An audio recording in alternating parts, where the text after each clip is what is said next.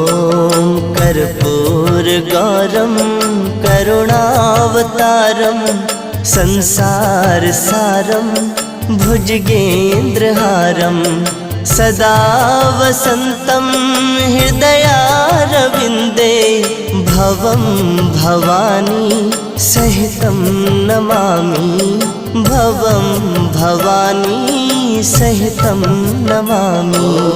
कर्पूरगौरं करुणावतारं संसारसारं